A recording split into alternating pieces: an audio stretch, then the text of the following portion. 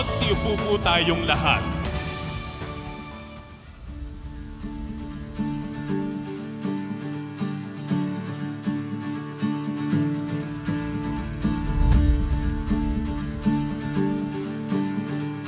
Isang maligayang araw ng kalayaan sa ating lahat.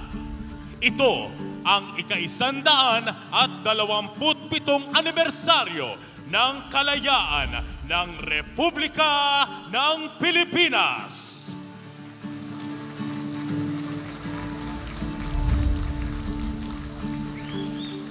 Mga kababayan, upang maghatid ng kanyang mensahe para sa sambayanang Pilipino, ang Pangulo ng Republika ng Pilipinas, Ferdinand R.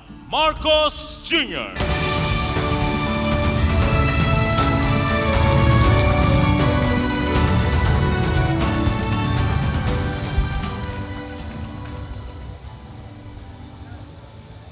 To the Excellencies, the members of the Diplomatic Corps, please take your seats.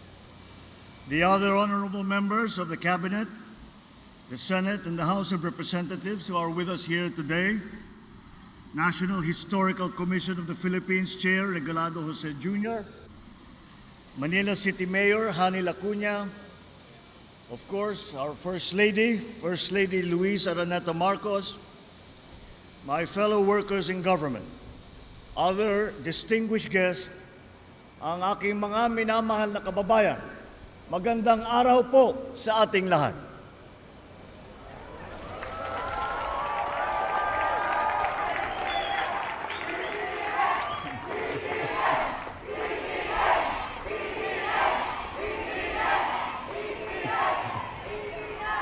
Isang 127 taon ang nakalipas na nang itinaas ang ating bandila sa Kawit, Cavite.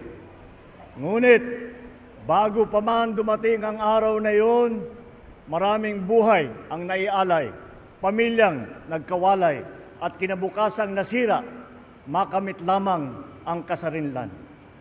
Sina Jose Rizal, Andres Bonifacio, Apolinario Mabini, Padre Gomez, Padre Burgos, Padre Zamora, Graciano Lopez Jaena, Emilio Aguinaldo, Melchora Aquino, at libo-libo bayaning Pilipino na hindi napapangalanan. Sila ang mga Pilipinong nag-alay ng pawis, dugo at pangarap upang makamtan natin ang kalayaang ating tinatamasa. Mula sa kanilang sakripisyo, unti-unting umusbong ang Republika ng Pilipinas. Ngunit sa batang edad ng kasaysayan ng ating bansa, hinarap natin ang hamon ng digmaang pandaigdig, ang krisis sa langis, ang globalisasyon. Sa harap ng lahat ng mga hamon na ito, unti-unting lumakas at naging isang ang ating bansa. Pinagtibay ng apoy, ng sakripisyo at ng luha. Ngayon, malaya nating na ipapahayag ang ating saloobin nang walang kinakatakutan at malayang nagagawa ang naisin na walang iniiwasan. Dahil sa bagong Pilipinas, hindi kasalanan ang pagbibigay ng opinyon at lalong hindi mali ang kritisismo. Bagkus ito ang nagbibigay buhay at kinang sa ating demokrasya. Ngunit ang kalayaan at ang demokrasya, tulad ng pag-ibig sa tinubuang lupa, kailangang inaalagaan, binabantayan at ipinaglalaban. Dahil ang totoong kalaban ng kalayaan ay ang pagiging manhid. Manhid sa hinain ng taong bayan, manhid sa kalagayan ng ating kapwa, manhid sa kapanganan ng ating bansa. Tayong mga kagawad ng pamahalaan, mga tagapagmana ng kalayaan, huwag nating sayangin ang pagkakataon at tiwalang ipinagkaloob sa atin. Pananagutan, yan ang sigaw ng sambayanan. Mula sa sirang tulay, kalsada, mahal na pagkain, kakulangan ng kuryente, ang nais ng taong bayan ay tunay na pagkilos at na pagserbisyo. Ang solusyon ay ang pagpapaginhawa ng buhay ng bawat isa. bilisan ang pagtugon sa pangangailangan ng ating mga kababayan, taasan ang kalidad ng serbisyo at iwasto ang ating pagkukulang. Pananagutan natin hindi lang ang mga umaabuso sa tungkulin, maging ang mga nagkukulang sa paglilingkod. Dahil mas madadama ng Pilipino ang kalayaan kung may pagkain sa hapag, may maayos na transportasyon, may gamot para sa mga may sakit, at may dignidad ang bawat manggagawa. At sa mga kapwa kong Pilipino, patuloy natin ipaglaban ang ating kasarinlan. Huwag nating kakalimutan na ang kalayaan ay hindi binibigay. If we look at what is happening around the world today, freedom is fleeting.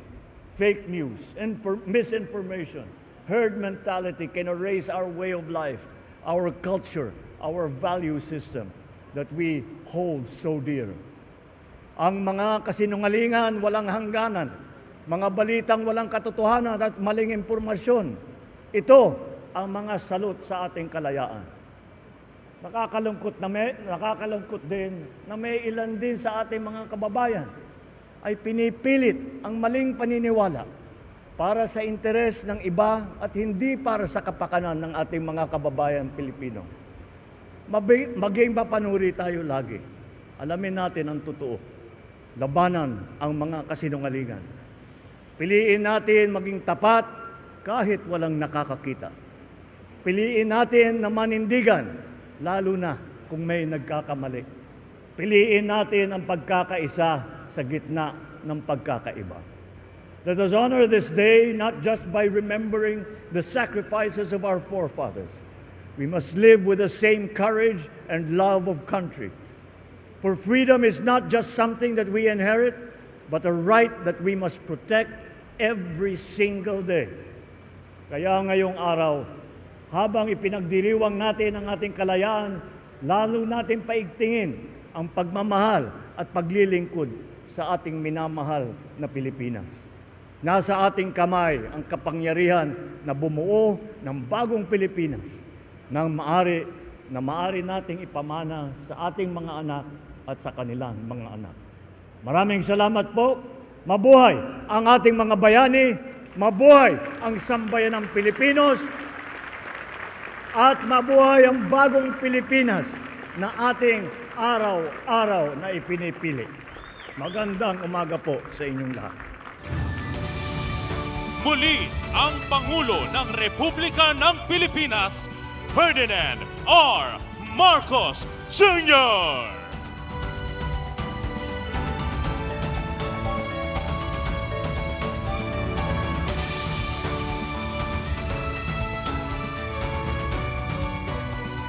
Sa ilang sandali ay sabay-sabay nating masasaksihan ang pinaka-aabangang Parada ng Kalayaan. Ipagdiwang ang kalayaan. Sariwain ang kasaysayan. At sama-samang humakbang tungo sa kinabukasan.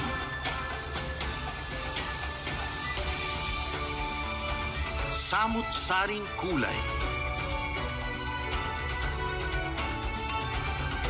Samut-saring pinanggalingan. Iisang puso't diwa. Ito ang Parada ng Kalayaan.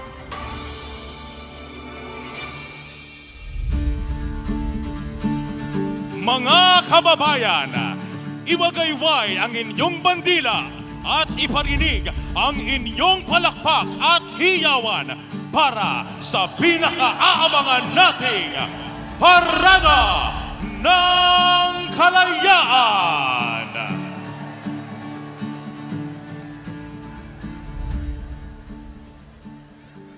Isang mapagpalang umaga ang aming hatid na pagbati sa inyong lahat, mga minamahal naming mga kababayan at panauhin. Kami sa Sandatahang Lakas ng Pilipinas, kasamang iba pang uniform service tulad ng Philippine National Police, Philippine Coast Guard, Bureau of Fire Protection, Bureau of Jail Management and Penology, Philippine Drug Enforcement Agency at Bureau of Corrections ay nakikiisa sa 127 taong anibersaryo ng ating kasarinlan. Sa okasyong ito, ating tunghayan ang paradang sumasagisag sa ebolusyon ng isang malayang bansang Pilipinas bilang pagpapahalaga at pagbibigay parangal sa dakilang araw na ito. Narito po ang mga tagapangalaga ng bansa, naglilingkod sa iba't ibang larangan, isinasanggalang ang bansa sa anumang pagbabanta.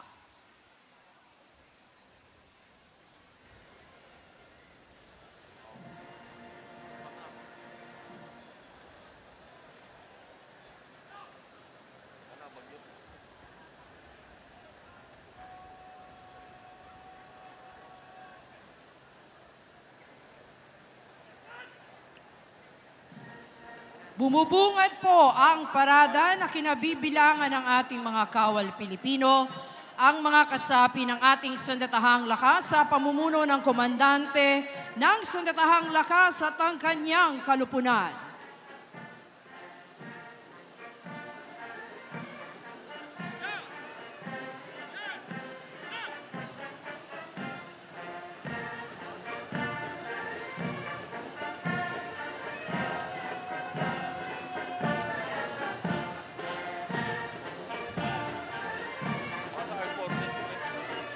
Mangyaring magsitayo ang lahat upang bigyang pugay ang watawat ng Pilipinas.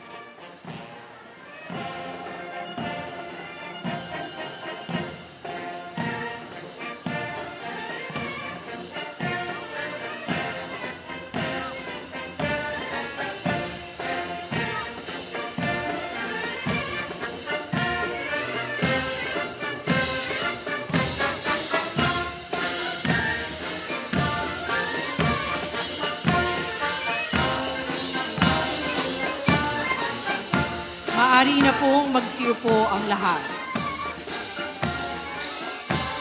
Sumusunod ang pinagsamang banda ng ating sandatahang lakas ng Pilipinas. Ang unang brigada sa Kasuotang Gala ay pinangungunahan ng batalyon ng Corps ng mga kadete ng ating sandatahang lakas ng Pilipinas. Mula sa prestiyosong Akademya Militar sa Bansa o Philippine Military Academy, ang mga ginoo at binibining ito ang mamamahala sa iba't ibang sangay ng sandatahang lakas. Ikinikinta sa kanilang puso't isipan ng kagitingan, integridad at katapatan. Sila na sa hinaharap ay magiging kaagapay sa pagsusulong ng kapayapaan at kaunlaran ng bansa. Sumusunod po ang mga kadete ng Philippine Merchant Marine Academy o PMMA, isang institusyon sa pangmataasang edukasyon sa larangan ng nabal na pinangangasiwaan ng pamahalaan. Maaari silang makapamili ng kanilang papasukang propesyon bilang Merchant Marine, kasapi sa Philippine Navy at Philippine Coast Guard. Narito ang talupad ng ating mga kawal ng Philippine Army na laging nakahandang maglingkod sa iba't ibang pamamaraan habang sinisiguro ang kalupaang teritorial. Isinusulong ang kaalaman sa pamamagitan ng Army Literacy Patrol System at iniaangat ang antas ng kabuhayan ng ating mga kababayan. Ang talupad ng mga kawal ng Philippine Navy, ang nangungunang tagapagtanggol at tagapangalaga ng ating nasa sakupang dagat, nagsasagawa ng rescue at relief operation sa panahon ng kalamidad, kabilang na rin ang pangangalaga sa yamang dagat at kapaligiran nito.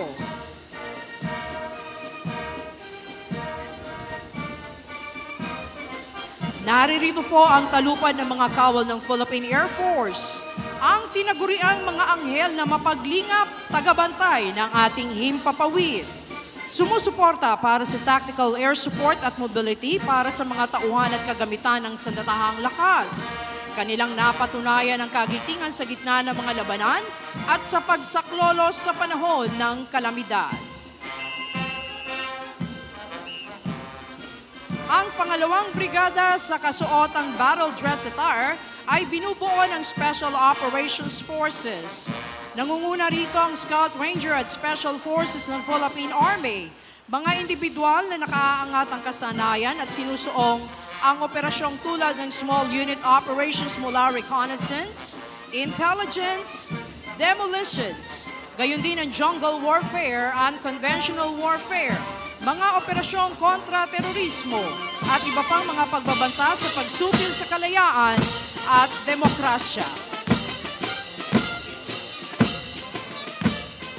Sinusundan ito ng Special Operations Forces ng Philippine Navy, ang Naval Special Operations Command, Force Reconnaissance Group at Philippine Marine Corps.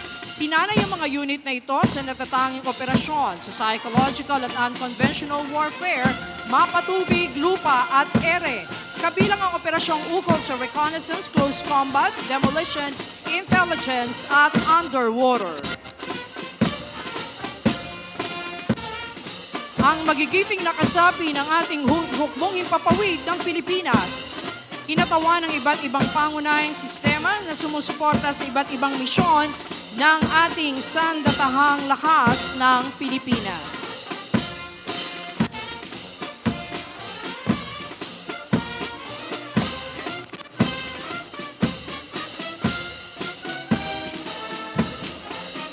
Nasa ating harapan naman po ang mga tagapagpatupad ng batas at nagpapanatili ng kapayapaan at kaayusan at nagsisiguro ng kaligtasan ng ating mamamayan at mga komunidad, ang hanay ng ating pambansang pulisya ng Pilipinas. Nangunguna rito ang batalyon ng mga kadete mula sa kilalang Philippine National Police Academy. Hinuhubog ang mga karakter ng mga kadeteng ito upang mamuno sa hinaharap ng nananaigang paglilingkod, karangalan at hustisya, gayon din bilang makadiyos, responsable at respetado mga public safety officer. Kasunod naman ang Special Action Force na kilalang pangunahing maneuver unit ng kapulisan na nakatuon sa rapid deployment sa anumang lugar sa bansa, partikular sa mga sitwasyong may pambansa at internasyonal na implikasyon sa larangan ng kontra-terorismo, kontra-insurhensya, hostage rescue, civil disturbance management, search and rescue at iba pang espesyal na operasyon. Naririto rin po ang National Capital Region Police Office kaisa sa pagpapanatili ng kapayapaan, kaayusan at kaligtasan ng ating mga komunidad. Sumusunod ang mga tauhan ng PNP Aviation Security Group, Explosive Ordnance Division, ang Mobile Force Battalion, SWAT at Highway Patrol Group na tinaguriang The Guardians of the Highway. Nariyan din po ang PNP Search and Rescue Forensic Group at Civil Disturbance Management. Tapat sa kanilang tungkulin, patuloy na ginagampanan ng Philippine Coast Guard ang mahalagang misyon na protektahan ang buhay at ari-arian sa karagatan, ipatupad ang mga batas maritimo at panatilihin ang ating soberenya sa loob ng karagatang saklaw ng Pilipinas. Sa bawat takbang ng kanilang marcha, tangan ng disiplina, lakas at kahandaang likas ng bawat tagapangalaga ng ating baybay. Ipinamala sila ang mataas sa antas ng profesionalismo at disiplina ng Coast Guardian sa kanilang pinakamataas na anyong seremonyal. Ipinapakita ng kanilang presensya ang kakayahan ng Coast Guard na umangkop sa iba't ibang tungkulin. Mula search and rescue, pagpapatupad ng batas sa karagatan, pagtugon sa mga sakuna hanggang sa pangangalaga ng kalikasan. Sumusunod po ang mga kinatawan ng Bureau of Fire Protection sa pamumuno ni Fire Chief Superintendent Punto Maslang. Responsable ang ahensyang ito sa pagsisiguro ng kaligtasan ng mamamayan sa pamagitan ng pag-iwas o supresyon ng panganib at kapinsalaang dulot ng sunog. Bahagi ng pagsisiguro ng BFP ay ang pagtuon sa mga paalala at mga hakbangin laban sa sunog, ang edukasyon sa fire safety, fire protection at life safety systems.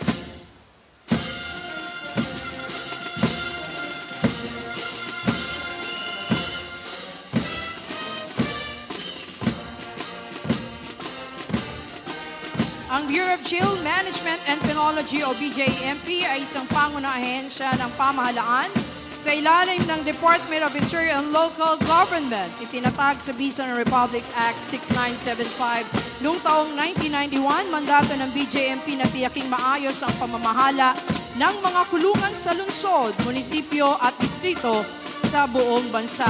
Isinusulong ng BJMP ang ligtas at makataong pamamalakad sa mga pasilidad piitan sa ilalim nito. Pangunahing tungkulin ng ahensya ang pangalagaan ng karapatan at kapakanan ng mga persons deprived of liberty o PDL na kasalukuyang sumasailalim sa investigasyon, naghihintay ng hatol o sentensyado ng 3 taon pababa. Higit sa pagbabantay misyon ng BJMP na magsilbing tulay tungo sa pagbabago ng bawat PDL upang sila ay muling maging kapaki-pakinabang ng mamamayan.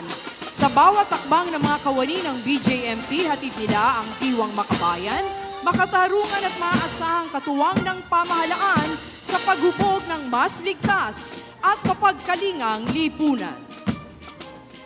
Kinakatawan ng mga mahusay na sinanay at drug enforcement officers mula sa PIDEA Academy, ang Philippine Drug Enforcement Agency ay pangunahing tagapagtanggol ng bansa laban sa iligal na droga. Sa loob ng 23 taon, pinangunahan ng PIDEA ang pagpapatupad ng mga batas kontra droga sa bansa sa pamamagitan ng pagbawas sa demand ng droga, pagpigil sa supply at rehabilitasyon ng mga biktima ng droga, at bilang pangunahing sangay ng pamahalaan sa kampanya laban sa iligal na droga. Nagmamarcha naman ang buong karangalan at disiplina. Bawat hakbang buong dangalan nakikiisa ang kalupunan ng Bureau of Corrections sa pagdiriwang ng Araw ng Kalayaan ngayong taon. Ipinamahalas nila ang matibay na paninindigan ng ahensya sa tungkulin nilang pangalagaan at baguhin ang persons deprived of liberty. Bilang isa sa pangunahing haligi ng Philippine Criminal Justice System, profesional at may integridad at taus-puso ang hangaring makapagbago, isinasaalang ng Bucor ang pagsasakatuparan ng 2 mandato nito, seguridad at rehabilitasyon. Sa ating kalangitan, mga kababayan, nakikita nyo ang mga sasakyang panghimpapawid ng ating sandatahang lakas nagbibigay pugay sa mahalagang araw na ito.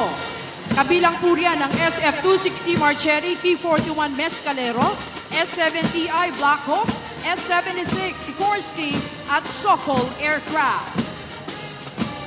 Naririto naman po ang mga sasakyan gamit pandigma at pang-humanitarian assistance and disaster response operations.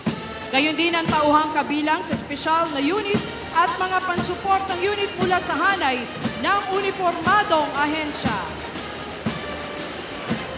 Nanguna po rito ang ating chemical, biological, and radiological nuclear team ng Philippine Army, ang ating Kia Light Tactical Vehicle at ang ambulance. Nasa inyo pa rin harapan ang search and rescue team mula po sa hanay ng ating hukbong katihan ng Pilipinas. Sumusunod po ang ating APC o Armored Personnel Carrier V300 at ang Fire Support Vehicle V300 mula po sa Philippine Navy Marines. Nasa inyong harapan naman ang Sabra Light Tank mula po sa ating Philippine Army.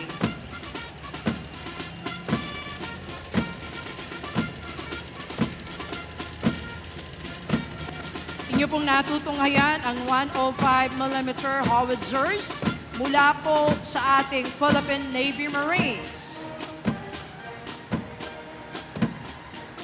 Narito naman po ang Atmos Self-Propelled 155 howitzers.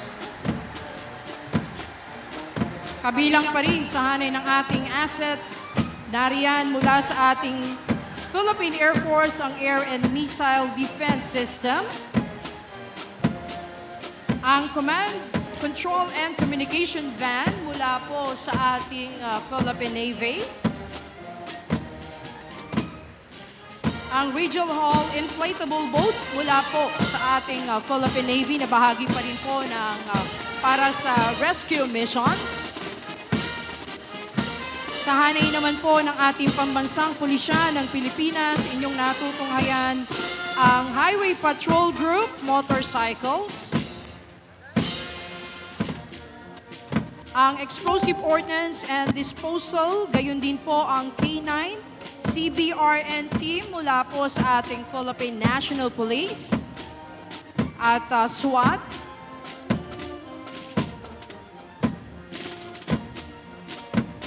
Nasa ating pa rin pong harapan mula po sa Philippine National Police Maritime Group, ang high-speed tactical watercraft. Sumusunod po ang PNP Forensic Group mula po sa SOCO. Nariyan din po ang PNP Mobile Clinic. And of course, patrol car ng PNP. Ang Multi-Purpose Armored Vehicle and Commando B-150. Narito rin po ang rescue teams mula naman sa ating Coast Guard. Nariyan din ang kanilang watercraft asset, ang rigid hull inflatable boat. Sa hanay naman ng ating Bureau of Fire Protection, ang kanilang mga riders. Ang Emergency Medical Service. Ang BFP Rescue Truck.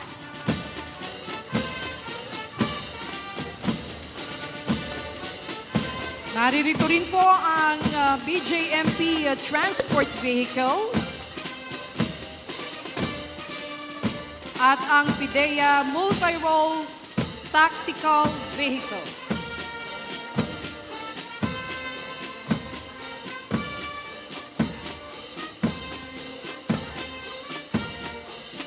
Mga kababayan, atin pong natunghayan ang ating sandatahang lakas, ang pambansang pulisya, ang tanod baybay ng Pilipinas, kasama ang Bureau of Fire Protection, ang Bureau of Jail Management and Penology at Philippine Drug Enforcement Agency, ang Bureau of Corrections, maaasahan mapaanumang larangan saan man at kailanman. Sila ang ating mga kaagapay upang mapanatili ang kaayusan, katiwasayan at kapayapaan sa buong kapuluan para